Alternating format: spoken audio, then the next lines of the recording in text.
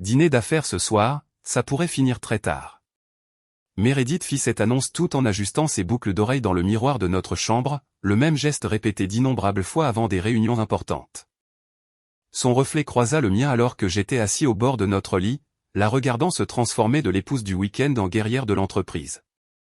Conclut l'affaire, répondis-je, rassemblant l'enthousiasme de soutien qu'elle attendait d'un mari investi dans sa réussite professionnelle. 2 mots qui allaient me hanter avant la fin de la soirée. Mon nom est William Blackwood, et j'ai passé les 15 dernières années à perfectionner l'art du génie logiciel pendant que ma femme gravissait les échelons chez Morrison & Associates, l'une des plus grandes agences de marketing de Boston. À 41 ans, j'ai appris à mieux lire le code que les gens. Mais dernièrement, j'avais remarqué des bugs dans les schémas comportementaux de Meredith que mon esprit logique ne parvenait pas à déboguer. Quel client, demandai-je, en gardant une voix décontractée tandis que mes systèmes d'alarme interne s'activaient.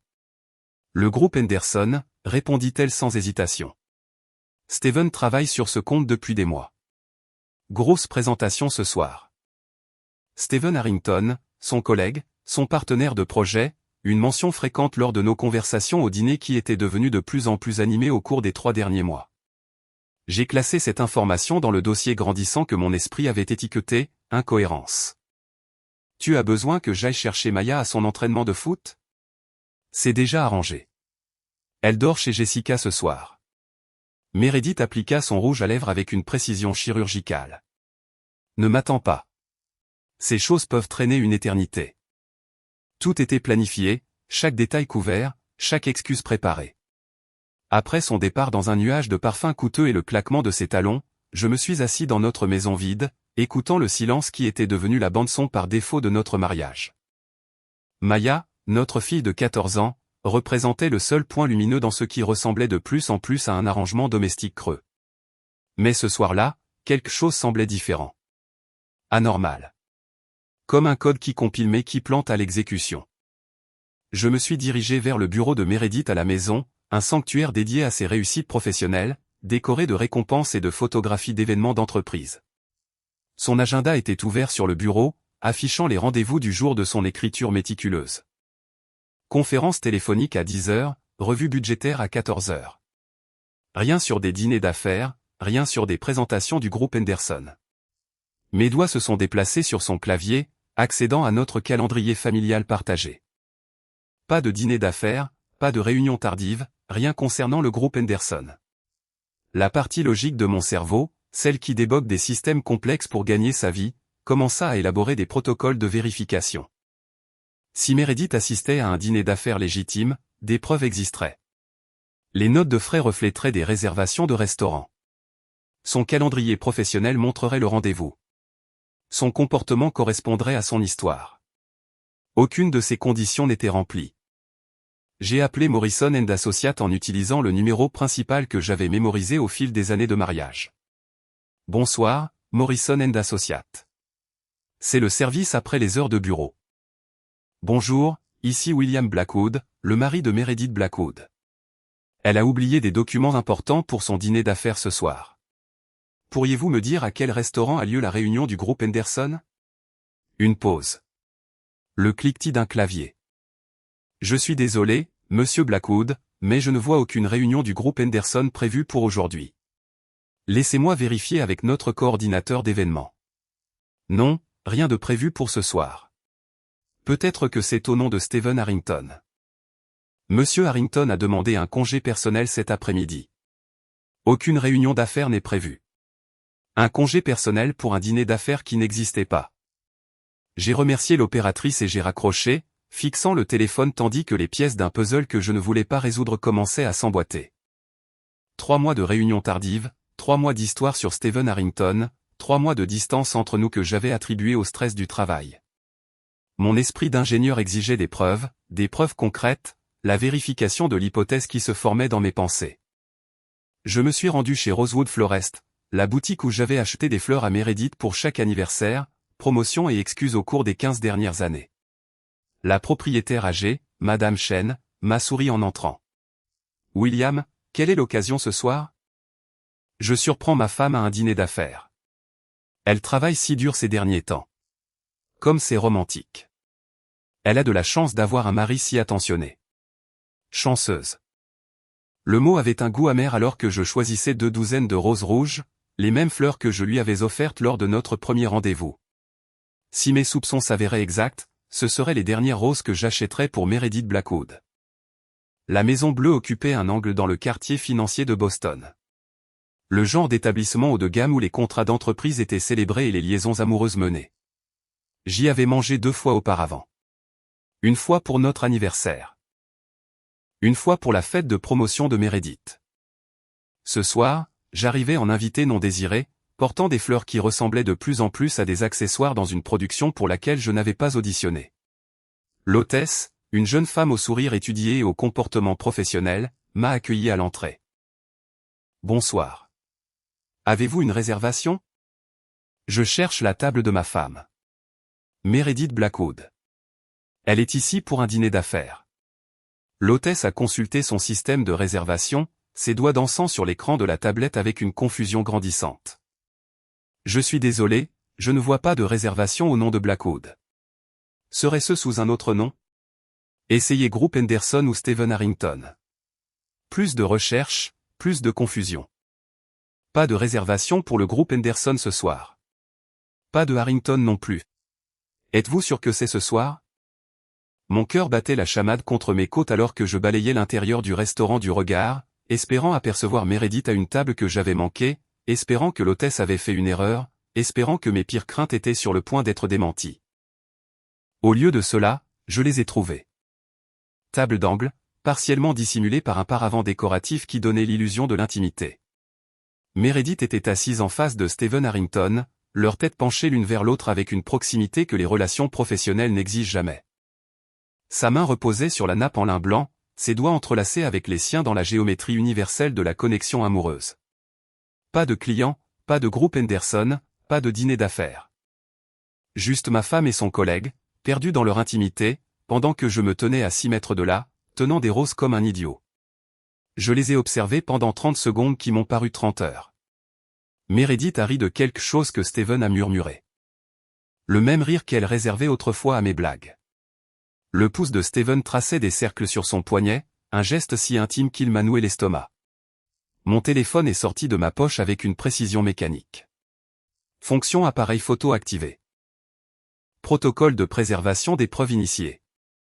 3 photographies ont capturé ce que la mémoire pourrait plus tard remettre en question ou ce que le déni pourrait tenter d'obscurcir. Le visage de Meredith clairement visible. Le profil de Stephen sans équivoque. Leurs mains jointes, preuve irréfutable de la trahison. Aucun des deux n'a remarqué ma présence. Aucun n'a regardé vers l'entrée où un mari se tenait, documentant la fin de son mariage.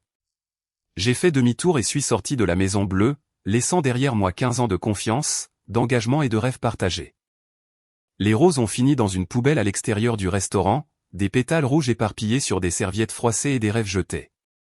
Mais je ne suis pas rentré chez moi. Au lieu de cela, je me suis assis dans ma voiture et j'ai passé un appel téléphonique qui allait transformer une rancune personnelle en conséquence professionnelle. Patricia, c'est William Blackwood. Je dois signaler une violation de la politique de l'entreprise. Patricia Vance a répondu à la deuxième sonnerie, sa voix portant l'efficacité tranchante qui avait fait d'elle la directrice des RH la plus redoutée de Morrison & Associates. William, c'est inattendu. Il est un peu tard pour un appel amical. Ce n'est pas amical, Patricia. J'ai des informations sur une violation grave de la politique impliquant 2 de vos employés. Un silence s'est étiré entre nous tandis que Patricia mesurait la gravité de mon ton. Nous nous étions rencontrés des dizaines de fois lors d'événements d'entreprise au fil des ans, avions échangé des conversations sur les politiques d'entreprise et l'éthique au travail lors de cocktails ennuyeux pendant que nos conjoints travaillaient. Je vous écoute. Meredith et Stephen Harrington ont une liaison. J'ai des preuves photographiques. Ils sont actuellement ensemble à la Maison Bleue, prétendant que c'est un dîner d'affaires qui n'existe dans aucun dossier de l'entreprise. William. La voix de Patricia s'adoucit légèrement. Êtes-vous certain de cela? J'ai appelé votre service après les heures de bureau. Pas de réunion du groupe Henderson ce soir. Pas de dîner d'affaires prévu. Stephen a demandé un congé personnel cet après-midi. Ils sont dans un restaurant romantique, se tenant la main. Mentant à leurs conjoints sur des obligations professionnelles. J'ai besoin de voir ces preuves. Je vous enverrai les photographies et la documentation par email dans l'heure. Patricia. Vous connaissez la politique de Morrison sur les relations entre employés du même département. Vous connaissez les conséquences de la falsification de notes de frais et du mensonge sur les activités professionnelles. Oui, je les connais. Sa voix était revenue à une neutralité professionnelle. William, je suis désolé que vous traversiez cela, mais je dois vous demander, êtes-vous préparé aux répercussions? Une fois que j'aurai lancé une enquête, il n'y aura pas de retour en arrière. Ils ont mis fin au processus quand ils ont choisi de violer la politique de l'entreprise. Je ne fais que rapporter ce que j'ai observé. J'attends votre email dans l'heure. Nous organiserons des réunions avec les 2 employés dès lundi matin. Après avoir raccroché, j'ai traversé les rues calmes de Boston, mon esprit ressassant les implications de ce que j'avais mis en branle.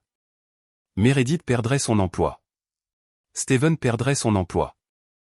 Leur liaison deviendrait un secret de polichinelle dans l'entreprise, puis un ragot de quartier, puis une humiliation publique.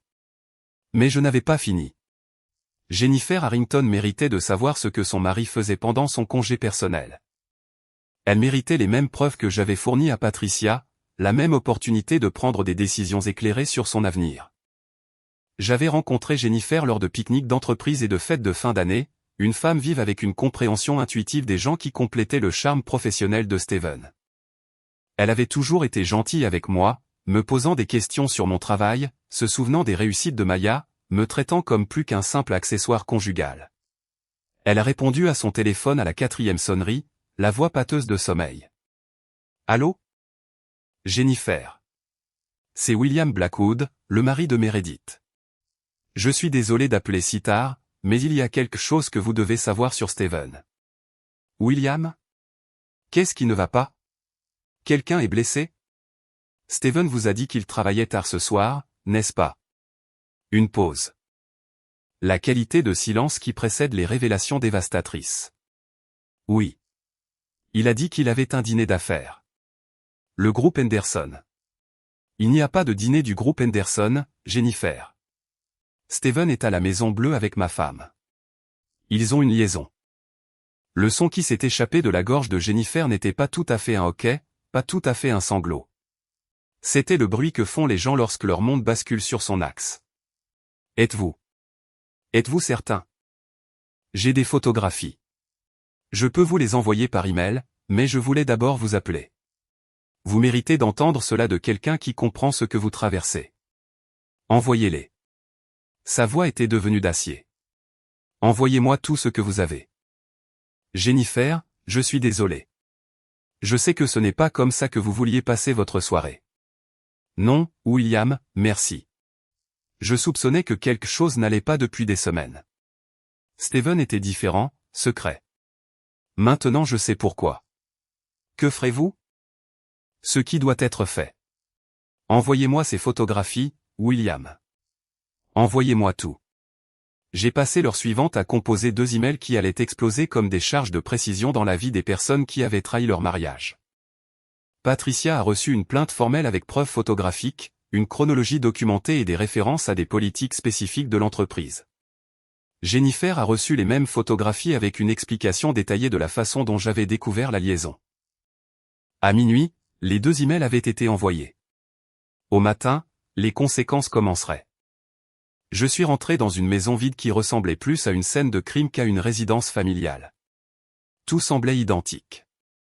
La tasse de café de Meredith dans l'évier, les devoirs de Maya éparpillés sur la table de la cuisine, notre photo de mariage toujours accrochée dans le couloir. Mais le contexte avait changé.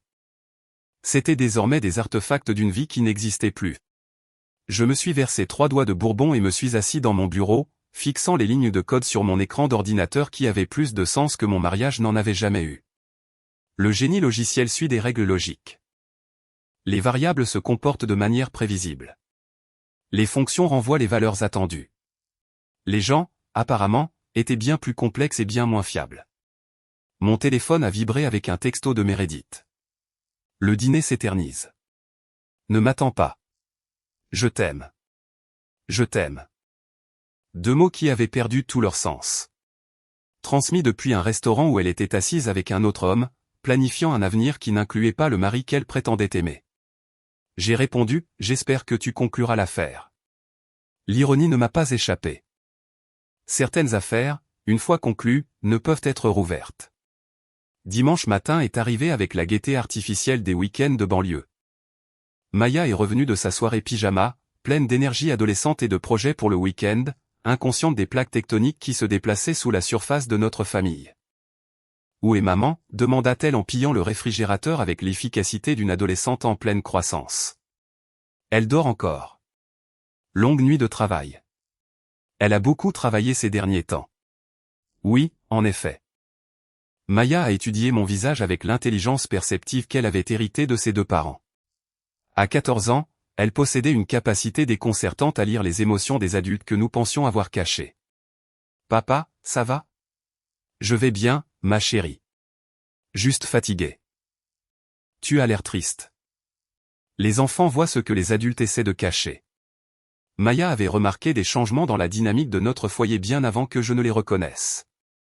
La distance entre ses parents, les emplois du temps séparés, les conversations qui s'arrêtaient quand elle entrait dans une pièce. Parfois, les adultes traversent des périodes difficiles, Maya. Ça ne veut pas dire que quelque chose ne va pas avec toi. Est-ce que maman et toi avez des problèmes ? La question est restée en suspens dans l'air de la cuisine comme la fumée d'un feu qui n'avait pas encore commencé à brûler. Comment dire à votre fille de 14 ans que sa mère a une liaison ? Comment expliquer que la famille qu'elle a connue toute sa vie est sur le point d'imploser ? Nous essayons de régler certaines choses. C'est ce que les parents de Jessica ont dit avant de divorcer. L'observation de Maya m'a frappé comme un coup de poing. Elle avait observé, analysé, se préparant à la possibilité que notre famille suive la même trajectoire que le foyer brisé de son ami. Maya, quoi qu'il arrive entre ta mère et moi, tu es la chose la plus importante dans nos deux vies. Ça ne changera jamais. Je sais, papa. C'est juste que. J'espère que vous trouverez une solution. Elle m'a alors serré dans ses bras, une étreinte féroce qui m'a rappelé pourquoi certaines batailles valent la peine d'être menées et d'autres valent la peine d'être terminées rapidement pour minimiser les dommages collatéraux. Meredith est rentrée à midi, se portant avec l'épuisement satisfait de quelqu'un qui avait passé la nuit à vivre une double vie. Elle m'a embrassé sur la joue avec des lèvres qui avaient embrassé un autre homme 12 heures plus tôt. « Comment s'est passée ta soirée ?» ai-je demandé. « Productive. Je pense que nous avons vraiment bien connecté avec le client.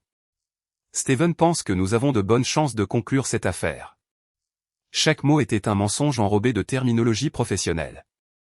Chaque phrase approfondissait la trahison qui allait bientôt devenir de notoriété publique. « C'est merveilleux, chérie. Je suis fier de toi. Merci. Je vais prendre une douche et ensuite rattraper un peu de paperasse. » Elle a disparu à l'étage, laissant derrière elle l'odeur de parfum coûteux et de l'eau de Cologne d'un autre homme. Je me suis assis dans notre cuisine, buvant du café et attendant que le lundi matin arrive avec la force d'un châtiment divin.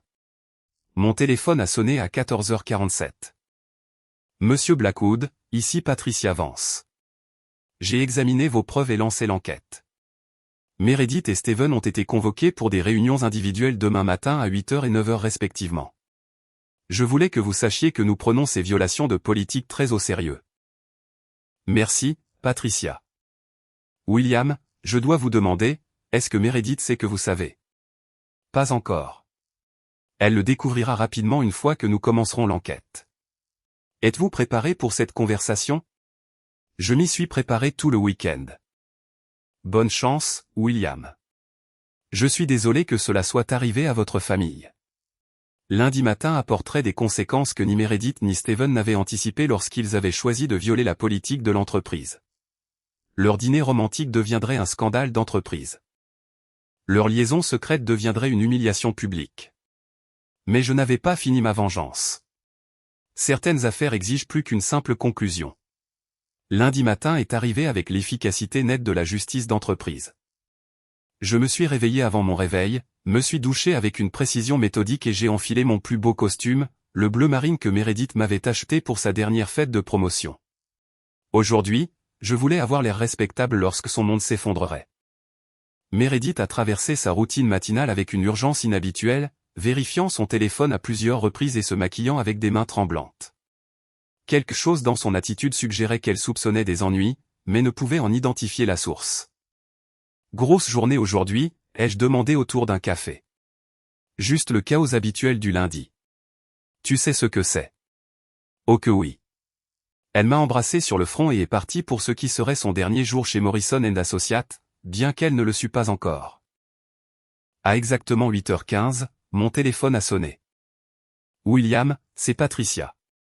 Meredith vient de quitter mon bureau. Elle a été licenciée avec effet immédiat. Comment l'a-t-elle pris? À peu près aussi bien que vous pourriez l'imaginer. Déni, colère, accusation de traitement injuste. Elle a exigé de savoir qui avait signalé la violation de la politique. Que lui avez-vous dit? Rien. Mais elle n'est pas stupide, William. Elle comprendra que c'était vous. Je suis prêt pour cette conversation. La réunion de Steven est dans 30 minutes. La sécurité les escortera tous les deux hors du bâtiment une fois que j'aurai fini avec lui. Leurs badges d'accès ont été désactivés, leur compte d'entreprise suspendu.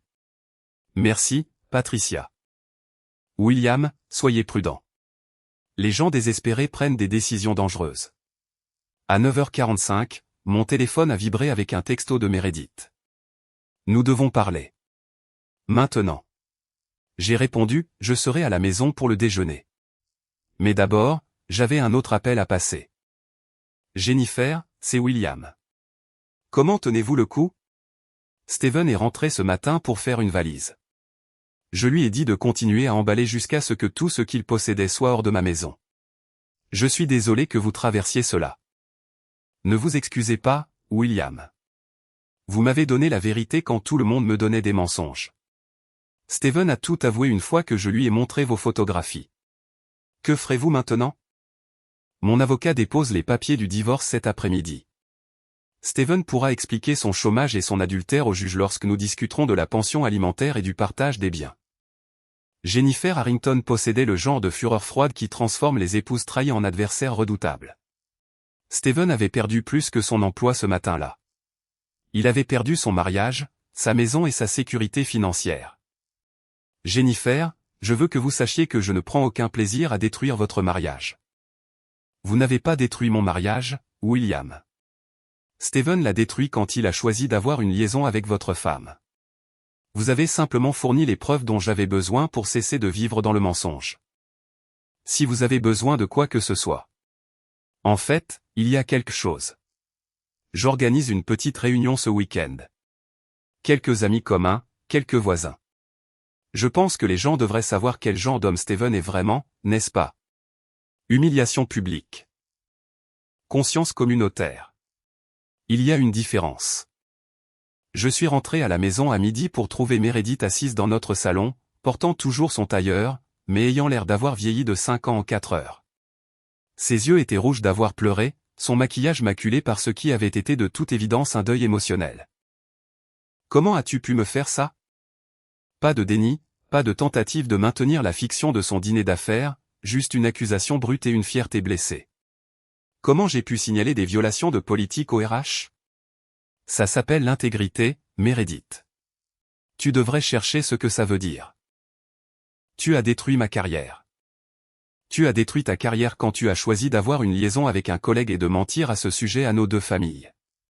Ça ne devait pas se passer comme ça. Comment ça devait se passer? Tu prévoyais de divorcer avant ou après que Steven et toi vous fassiez prendre? Le silence de Meredith a répondu à la question plus clairement que les mots n'auraient pu le faire. Ils avaient planifié un avenir ensemble, construisant une relation sur les fondations de la trahison et de la tromperie. Je veux que tu sortes de cette maison. C'est aussi ma maison, Meredith. Mon nom est sur l'acte de propriété. Mon argent a payé la moitié de l'hypothèque. Tu ne peux pas me jeter dehors parce que tu as honte de t'être fait virer. J'appellerai la police. Et tu leur diras quoi? Que ton mari a signalé ta liaison à ton employeur? Je suis sûr qu'ils seront très compréhensifs. Elle s'est levée et a arpenté notre salon comme un animal en cage, son sang-froid professionnel complètement brisé. Steven dit que tu l'as harcelé, que tu as appelé chez lui, que tu l'as suivi en ville. Steven est un menteur, Meredith. Tu devrais peut-être considérer ce trait de caractère avant de planifier ton avenir avec lui. Nous nous aimons. Vous aimez l'excitation de vous voir en cachette. Vous aimez le frisson de trahir votre famille. Ce n'est pas la même chose que l'amour. Tu ne comprends pas ce que nous avons. Je comprends que vous avez tous les deux perdu votre emploi aujourd'hui. Je comprends que Jennifer demande le divorce. Je comprends que votre liaison romantique vient de devenir très coûteuse.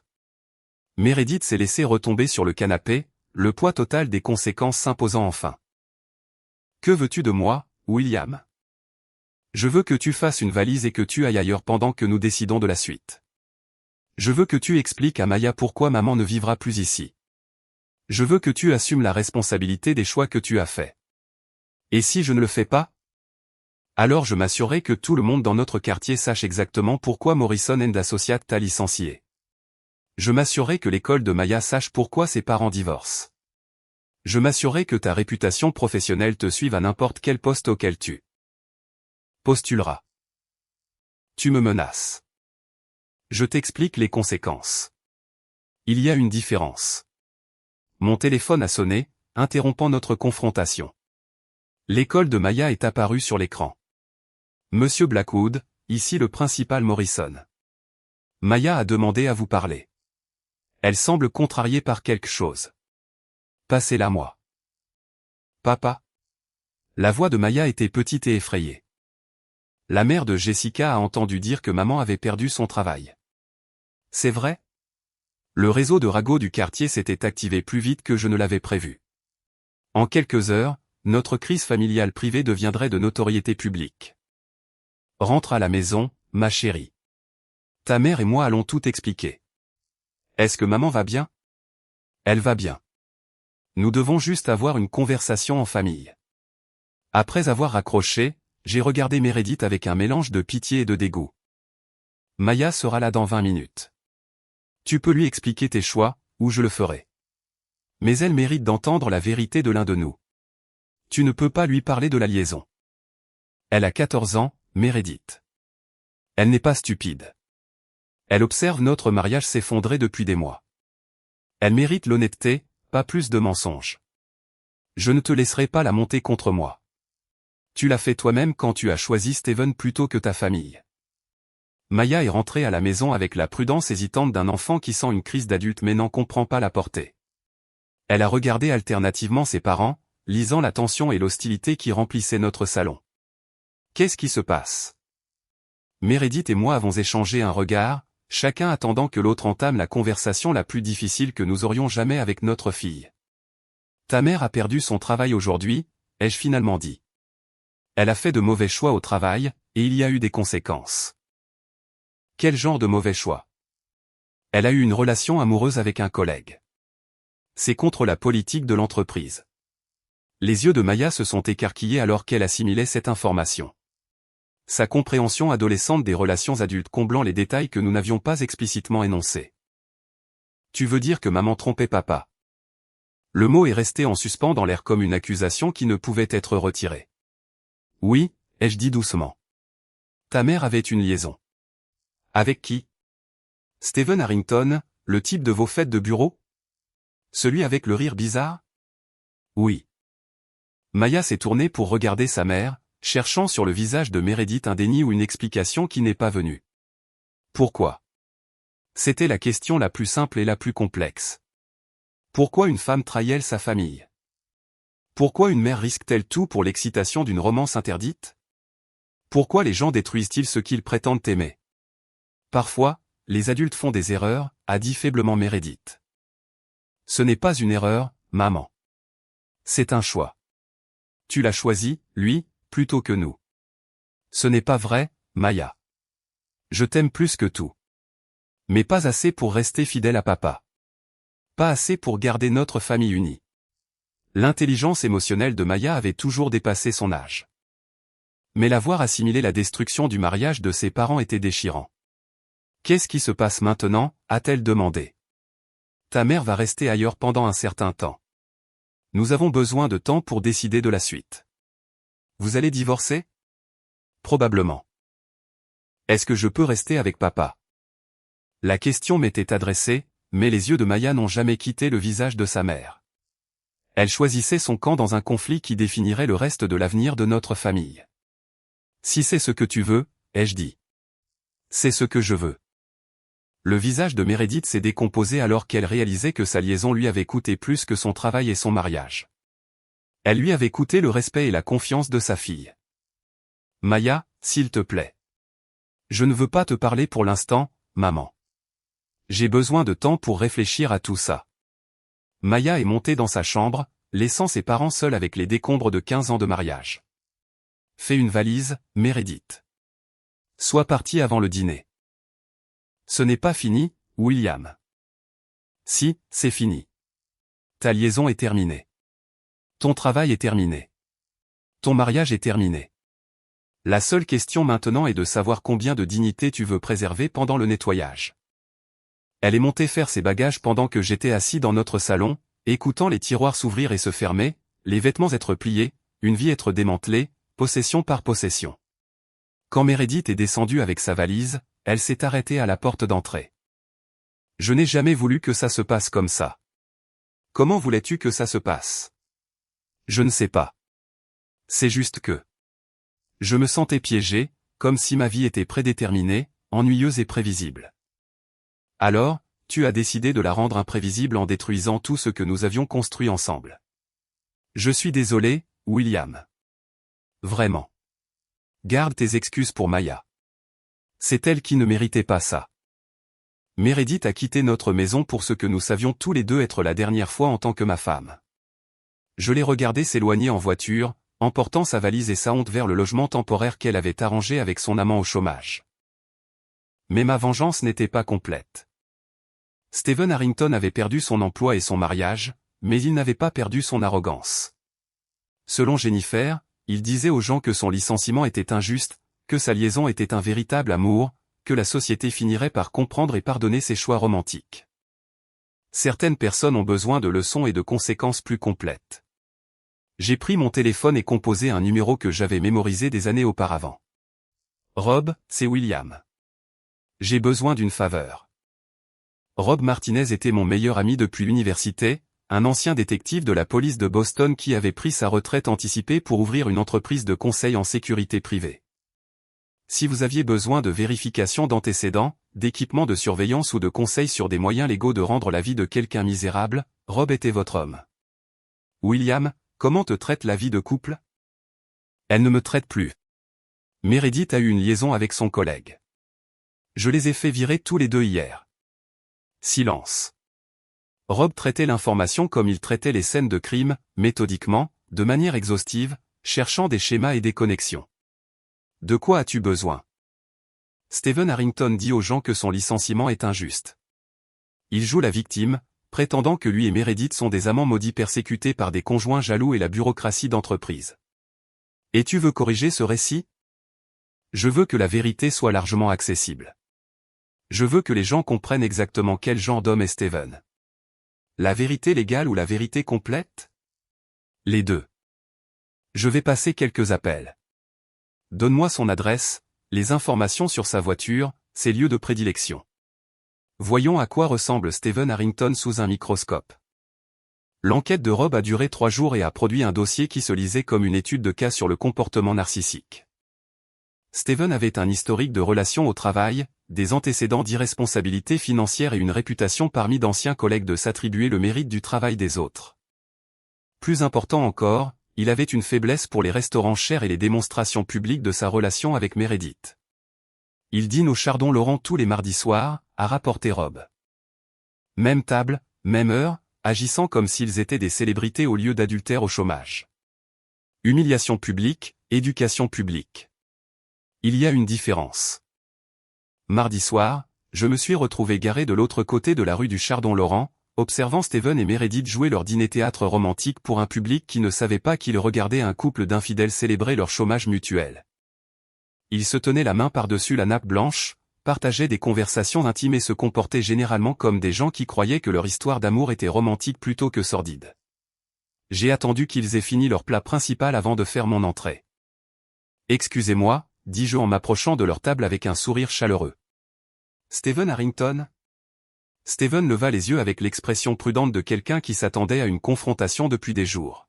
« Oui. » William Blackwood, le mari de Meredith. « Je voulais vous remercier personnellement. Me remercier? De rendre mon divorce si simple. Quand votre femme vous tend des preuves photographiques de sa liaison, les procédures légales deviennent remarquablement simples. Plusieurs tables voisines avaient cessé leur conversation pour écouter. L'atmosphère intime du Chardon Laurent rendait les conversations privées impossibles une fois que les voix s'élevaient au-dessus d'un murmure. « William, s'il te plaît », commença Meredith. « Oh, je ne suis pas là pour causer des problèmes. Je voulais juste que Steven sache à quel point j'apprécie son honnêteté avec Jennifer. Elle me dit qu'il a tout avoué une fois qu'elle lui a montré mes photographies. Très mature de ta part, Steven. Tu dois partir, a dit Steven en se levant avec la fausse bravoure de quelqu'un essayant de projeter une autorité qu'il ne possédait pas. En fait, je dîne ici ce soir. Table pour un. Il paraît que le saumon est excellent. Je me suis dirigé vers ma table réservée, parfaitement positionnée pour observer la soirée de plus en plus inconfortable de Steven et Meredith. Leur dîner romantique était devenu un spectacle public. Leur conversation intime se déroulait maintenant sous le regard curieux d'étrangers. Ils sont partis avant le dessert. Mais ma soirée ne faisait que commencer. La réunion de sensibilisation communautaire de Jennifer a eu lieu le samedi suivant chez elle, une vaste maison coloniale qui avait abrité la famille Harrington pendant 12 ans. Elle avait invité des voisins, des collègues, des parents d'élèves et des connaissances. En gros, tous ceux qui connaissaient Steven et qui pourraient être intéressés d'en apprendre davantage sur ses récents choix de vie. Merci à tous d'être venus, a annoncé Jennifer à la foule assemblée de plus de 30 adultes. Je voulais partager quelques informations importantes sur mon futur ex-mari. Elle avait préparé une présentation qui aurait impressionné des cadres d'entreprise, des photographies de Steven et Meredith dans divers restaurants, la documentation de leurs mensonges sur les dîners d'affaires et les réunions professionnelles. Des copies de leurs lettres de licenciement de Morrison & Associates. Je pense qu'il est important que notre communauté sache quand des gens mènent une double vie, a poursuivi Jennifer. Steven m'a dit qu'il travaillait tard alors qu'il menait en fait une liaison avec une collègue mariée. Ils ont tous les deux menti à leur famille, violé les politiques de l'entreprise et perdu leur emploi en conséquence. La foule a écouté avec l'horreur fascinée de gens regardant un accident de voiture au ralenti. Les réseaux de ragots du quartier transporteraient cette information à chaque foyer dans un rayon de 8 km avant le dimanche soir. Steven séjourne actuellement au Marriott sur la route 9, a conclu Jennifer. Si quelqu'un veut le féliciter pour son nouveau statut relationnel, je suis sûr qu'il apprécierait l'attention. Je me suis levé et j'ai levé mon verre de vin. J'aimerais remercier Jennifer pour son honnêteté et son courage. Il faut de la force pour dire la vérité quand la vérité est douloureuse. À la bonne vôtre, on fait écho plusieurs voix. La réputation de Steven dans notre communauté avait été systématiquement détruite en moins d'une heure. Sa liaison était désormais de notoriété publique. Son chômage était un fait documenté, et son caractère avait été minutieusement examiné par des gens qui se souviendraient de cette soirée pendant des années. Mais je n'avais toujours pas fini. Dimanche matin, un appel téléphonique a élevé ma vengeance à un nouveau niveau. Monsieur Blackwood, ici Amanda Richardson de Channel 7 News. Je crois comprendre que vous avez des informations sur les liaisons au travail et les violations de la politique d'entreprise qui pourraient intéresser nos téléspectateurs. Quelqu'un, probablement Jennifer, avait contacté les médias locaux au sujet de notre histoire. Un scandale d'infidélité impliquant des cadres licenciés était exactement le genre de reportage d'intérêt humain que les programmes d'information locaux adoraient. Je pourrais être disposé à discuter de l'importance de l'éthique d'entreprise et de l'intégrité personnelle, dis-je prudemment. Seriez-vous disponible pour une interview cet après-midi, sous certaines conditions? L'interview a été diffusée le lundi soir pendant le segment d'intérêt humain du journal local. Je suis apparu à la caméra comme le mari bafoué qui avait fait ce qu'il fallait en signalant des violations de politique, tandis que Steven et Meredith étaient dépeints comme les cadres infidèles qui avaient tout perdu à cause de leurs mauvais choix. Certains pourraient dire que vous avez été vindicatif en signalant la liaison de votre femme, a suggéré la journaliste. J'ai signalé des violations de politique à l'autorité compétente de l'entreprise.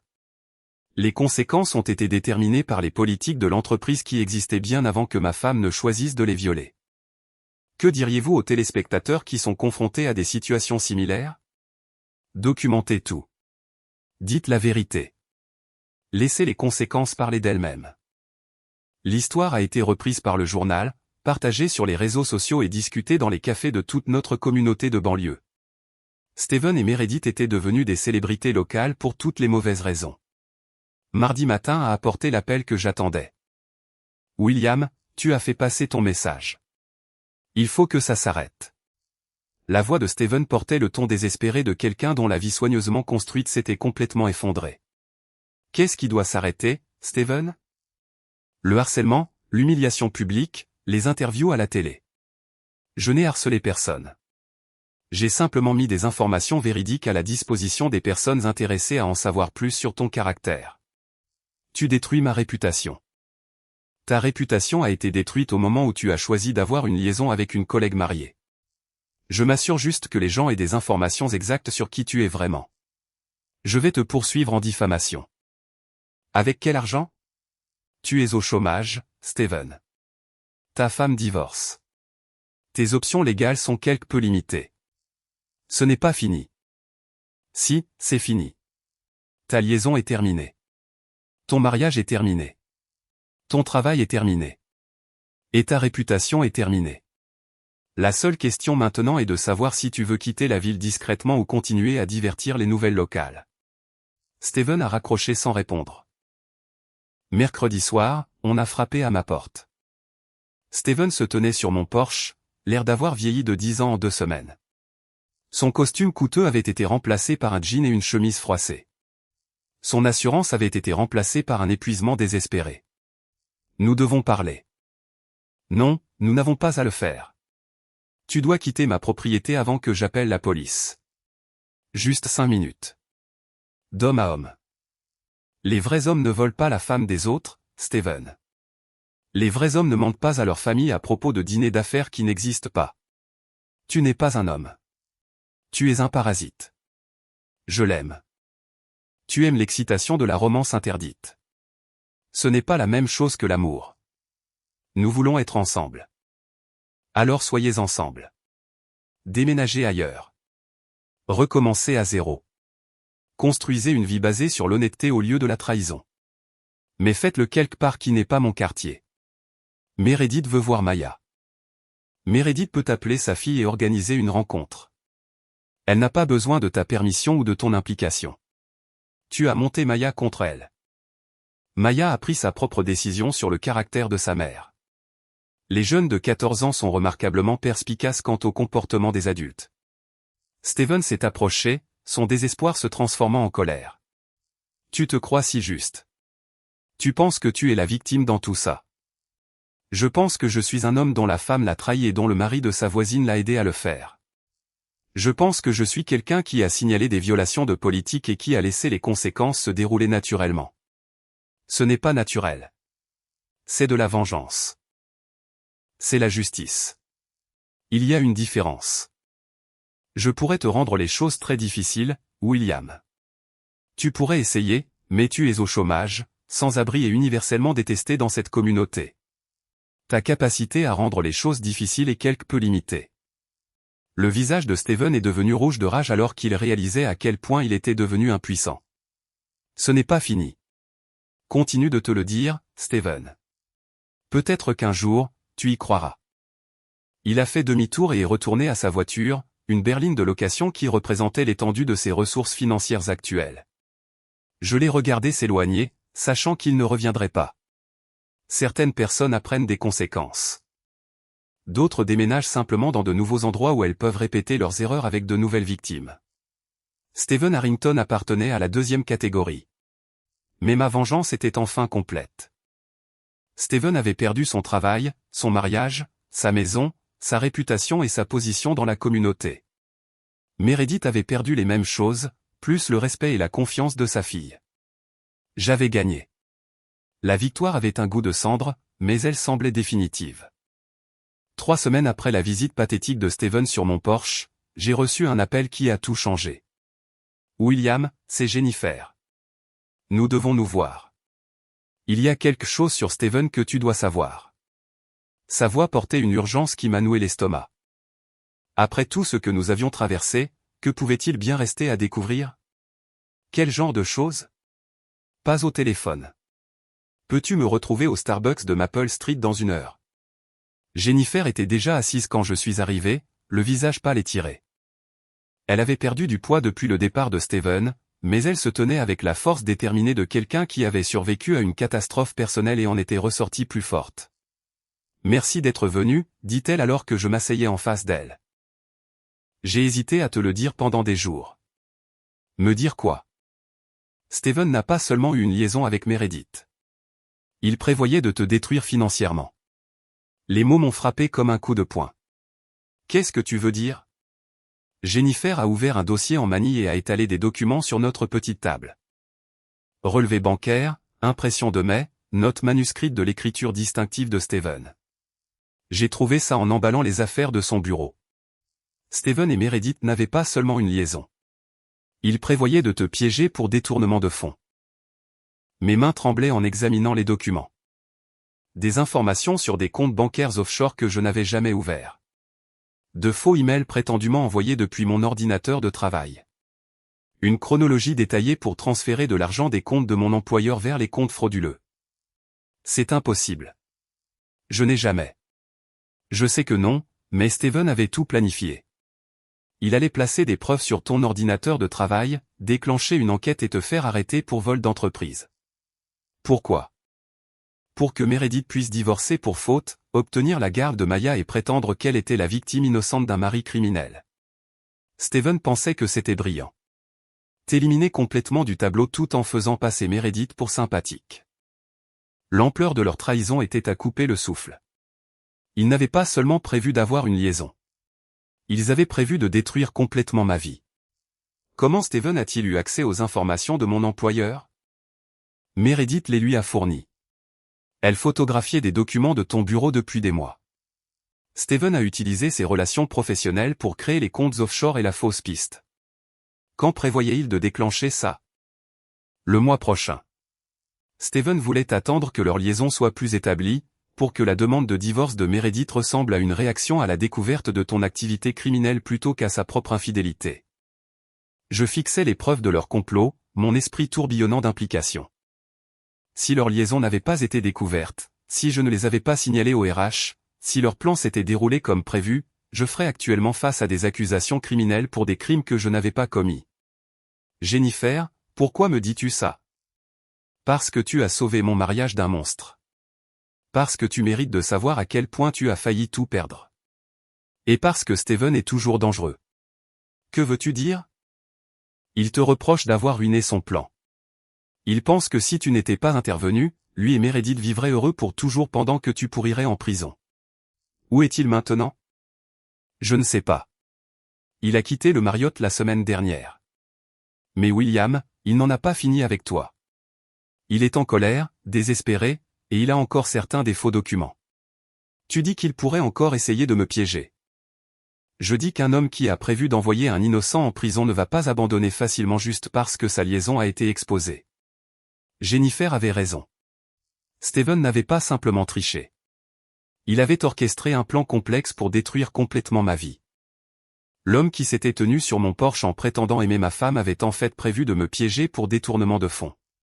Que dois-je faire de ces informations? Les porter à la police. Steven a créé des comptes bancaires frauduleux. Falsifier des documents d'entreprise et comploter pour te piéger pour des crimes que tu n'as pas commis. Ce n'est pas de l'adultère. C'est une conspiration criminelle. Et Meredith était une participante consentante dans le projet d'envoyer son mari en prison. Je dirais que ça va au-delà d'une simple liaison. J'ai rassemblé les documents et remercié Jennifer pour son courage de les avoir présentés. Elle avait risqué les représailles de Steven pour m'avertir d'un danger permanent. Jennifer, je suis désolé que tu aies été mariée à quelqu'un capable de ça. Je suis désolé de ne pas l'avoir vu plus tôt. Steven a toujours eu un côté cruel, mais je n'aurais jamais imaginé qu'il puisse planifier quelque chose d'aussi élaboré. Que feras-tu maintenant? Reconstruire ma vie avec des gens qui comprennent la différence entre l'amour et la manipulation. L'inspectrice Sarah Morrison du département de police de Boston a examiné les preuves de Jennifer avec l'attention méthodique de quelqu'un qui avait vu toutes les variétés de tromperie humaine. C'est sophistiqué, a-t-elle admis.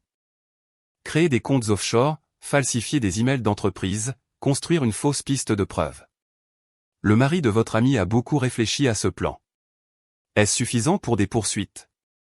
Si nous pouvons localiser M. Harrington et vérifier l'authenticité de ces documents, oui. Conspiration en vue de commettre une fraude, vol d'identité, falsification. Il risque une peine de prison sérieuse. Et ma femme? Son niveau d'implication déterminerait les charges. Si elle ne faisait que fournir des informations, c'est une chose. Si elle participait activement à la conspiration, c'en est une autre. Combien de temps l'enquête prendra-t-elle? Ça dépendra de la coopération de Monsieur Harrington quand nous le trouverons. Ils ont trouvé Steven 3 jours plus tard dans un motel à Springfield, apparemment en train de planifier sa fuite au Canada. Son arrestation a de nouveau fait la une des journaux locaux, cette fois avec des accusations qu'il élevait de mari infidèle à criminel présumé. Meredith a été arrêtée le lendemain matin chez sa sœur où elle logeait depuis son départ de notre maison. Les charges contre elle étaient moins graves que celles de Steven, mais elles incluaient la conspiration et la complicité de fraude. Maya a regardé le reportage avec l'expression engourdie de quelqu'un dont le monde avait été brisé à plusieurs reprises. « Papa, est-ce qu'il t'aurait vraiment envoyé en prison? Pour quelque chose que tu n'as pas fait? Ils allaient essayer. Comment maman a-t-elle pu te faire ça? À nous? » C'était la question que je me posais depuis que Jennifer m'avait montré les preuves. Comment une femme peut-elle participer au complot visant à piéger son mari pour des crimes qu'il n'a pas commis? Comment une mère peut-elle risquer de détruire le père de sa fille? Parfois, les gens font des choix si mauvais, si égoïstes, qu'ils cessent d'être les personnes que nous pensions connaître. Je la déteste. Ne la déteste pas, Maya. Aie pitié d'elle. Elle a jeté tout ce qui était réel pour quelque chose qui était construit sur des mensonges et de la cruauté. Ira-t-elle en prison? Probablement pas pour longtemps, mais elle aura un casier judiciaire, et tout le monde saura ce qu'elle était prête à faire. Bien. Le jugement sévère de Maya reflétait la rupture complète de sa relation avec sa mère. Meredith n'avait pas seulement trahi son mari, elle avait trahi la confiance de sa fille de la manière la plus fondamentale qui soit. Le procès a eu lieu 6 mois plus tard. Steven a plaidé coupable aux accusations de conspiration et a reçu 3 ans de prison. Meredith a plaidé coupable à des accusations moindres et a reçu 18 mois de probation plus des travaux d'intérêt général. J'ai témoigné sur la découverte de leur liaison et la révélation ultérieure de Jennifer sur le complot. Le procureur a brossé le tableau de 2 personnes dont l'égoïsme avait dégénéré en comportement criminel. Les accusés ne voulaient pas seulement avoir une liaison, a-t-elle dit au jury. Ils voulaient détruire complètement la vie d'un homme innocent pour brouiller les pistes. L'avocat de Steven a soutenu que son client avait été poussé au désespoir par amour. Le juge n'a pas été impressionné. Monsieur Harrington, vous avez prévu d'envoyer un homme innocent en prison pour faciliter votre relation avec sa femme. Ce n'est pas de l'amour. C'est de la sociopathie. L'avocat de Meredith l'a dépeinte comme une femme manipulée par un homme autoritaire, mais les preuves ont montré sa participation active à la photographie de documents et à la planification du complot. Madame Blackwood, vous avez trahi non seulement vos vœux de mariage, mais aussi vos obligations fondamentales en tant qu'être humain, a déclaré le juge lors du prononcé de la peine. Votre mari vous a fait confiance en vous donnant accès à sa vie professionnelle, et vous avez utilisé cet accès pour planifier sa destruction. Après la condamnation, je me tenais devant le palais de justice avec Maya et Jennifer, regardant Meredith s'éloigner avec son agent de probation. Elle semblait plus petite, en quelque sorte, diminuée par le poids de ses choix. « Tu te sens mieux maintenant ?» a demandé Maya. « Je me sens libérée, ai-je dit. Comme si nous pouvions enfin avancer sans elle. » Sans elle? Jennifer m'a serré l'épaule. Vous méritez tous les 2 mieux que ce qu'elle vous a donné. Nous trouverons mieux, a dit Maya avec l'assurance de quelqu'un qui avait appris à faire confiance à son propre jugement sur les gens. 6 mois plus tard, Maya et moi avons déménagé dans une nouvelle maison dans un quartier différent, laissant derrière nous les souvenirs et les ragots de notre ancienne vie. Nous avons gardé Jennifer comme amie. Elle avait prouvé que la loyauté et l'honnêteté existaient encore dans le monde. Steven a purgé sa peine complète et a déménagé en Floride après sa libération. J'ai entendu dire qu'il travaillait dans un restaurant, sa carrière d'entreprise définitivement terminée par son casier judiciaire. Meredith a terminé sa probation et a déménagé en Californie, prétendant avoir besoin d'un nouveau départ. Elle a envoyé des cartes d'anniversaire et des cadeaux de Noël à Maya, mais Maya les a renvoyés sans les ouvrir. Je ne veux rien d'elle, a expliqué Maya. Elle a fait son choix. Certaines trahisons sont trop profondes pour être pardonnées, trop fondamentales pour être surmontées. Meredith avait choisi de participer au complot visant à piéger son mari pour des crimes qu'il n'avait pas commis. Ce choix a eu des conséquences qui se sont étendues bien au-delà de son mariage. Maya a obtenu son diplôme d'études secondaires avec mention et a obtenu une bourse pour étudier l'ingénierie au MIT. Elle avait hérité de mon esprit logique et développé sa propre boussole morale. Je veux construire des choses qui durent, m'a-t-elle dit, pas comme maman qui a détruit tout ce qu'elle a touché. Le jour où Maya est partie pour l'université, je me suis assis dans notre nouvelle maison en pensant au chemin qui nous avait menés ici. La liaison de Meredith avait semblé être la trahison ultime, mais elle avait en fait été le début de quelque chose de bien pire. Certaines personnes trompent parce qu'elles sont malheureuses. D'autres trompent parce qu'elles sont fondamentalement brisées. Meredith appartenait à la deuxième catégorie. Mais Maya et moi avions survécu à sa trahison et en étions sortis plus forts. Nous avions appris à faire confiance à nos instincts, à valoriser l'honnêteté et à reconnaître la différence entre l'amour et la manipulation. L'affaire était enfin conclue.